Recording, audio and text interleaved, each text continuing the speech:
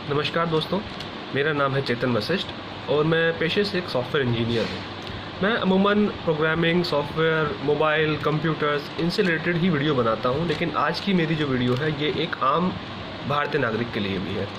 आज मैं आप लोगों से बात करना चाहता हूँ कि आरोग्य सेतु ऐप ज़रूरी क्यों है, और जितनी भी प्राइवेसी से रिलेटेड बातें हैं, जितनी भी चीज़ें मीडिया में फैली हुई हैं, काफ़ी हद तक वो सही भी हैं, लेकिन वो फिर भी कम महत्वपूर्ण क्यों है।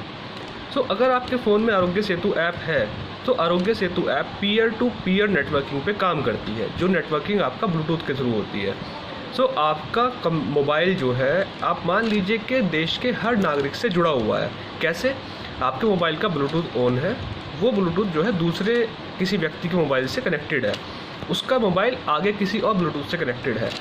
आपके मोबाइल पे वो सारा डेटा अवेलेबल है कि पूरे देश में किस इंसान को कोरोना जैसे लक्षण हैं या कौन इंसान कोरोना से संक्रमित हो सकता है, क्योंकि कोरोना एक इंसान दूसरे इंसान में फैलता है। तो अगर आपको पहले से अंदाज़ा है कि कोई इंसान कहाँ पर है, घूम रहा है, जो संक्रमित है या संक्रमित हो सकता है, आप पहले से बचाव कर सकते हैं या आप उस स्थान पर नहीं जाएंगे।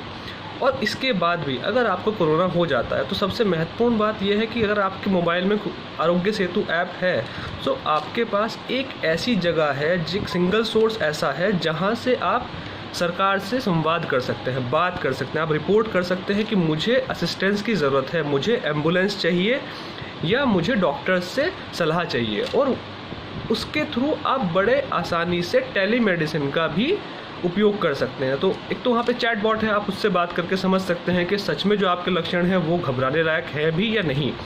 और अगर भगवान न करे आपको अगर कोई ऐसी तकलीफ़ हो भी जाती है तो, या आपको लगता है कि आप किसी कॉन्टैक्ट के संपर्क में आ गए हैं जिसको कोरोना था, तो आप 2 दिन या 4 दिन के लिए खुद से अपने आप को क्वारंटीन कर सकते हैं। तो ये तो हुई एक बात कि ये आपके लिए ज़रूरी क्यों है। अब ये आरोग्य सेतु ऐप सरकार के लिए ज़रूरी क्यों है? सरकार के लिए ज़रूरी इसलिए है क्योंकि सरकार, हमारे पास 130 करोड़ लोगों को ट्रेस करने की मशीनरी नहीं है।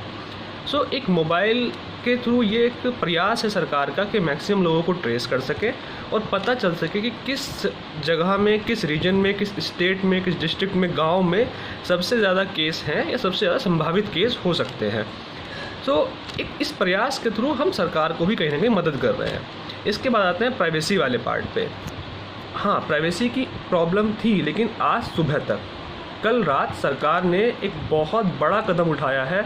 और as a computer developer, software developer, मैंने कभी ऐसा सोचा नहीं था कि सरकार ऐसा कर पाएगी, क्योंकि एक ऐप जिसको 10 करोड़ लोग यूज़ कर रहे हों, उसका कोड पब्लिकली अवेलेबल कराना, उसको ओपन सोर्स कर देना, एक बहुत ही हिम्मत वाला काम है और सरकार ने कर दिया है।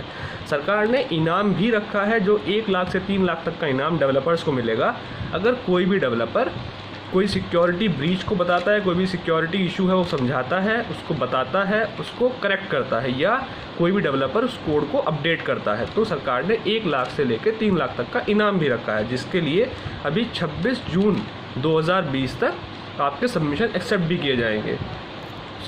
मेरा आप सब लोगों से बस यही एक निवेदन है कि आरोग्य सेतु ऐप को इंस्टॉल कीजिए और सरकार की मदद कीजिए और खुद की मदद कीजिए।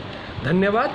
आप लोगों से फिर से मिलता रहूँगा। अगर आपको मैं अविनाश सिंह से प्रार्थना करूँगा कि मेरा चैनल है उसका लिंक भी यहाँ नीचे डाल दें, और अगर आप कोई मुझसे संवाद करना चाहते हैं या प्रोग्रामिंग की वीडियो या ऐसा कुछ देखना चाहते हैं तो आप लोग मेरे चैनल पे भी जा सकते हैं।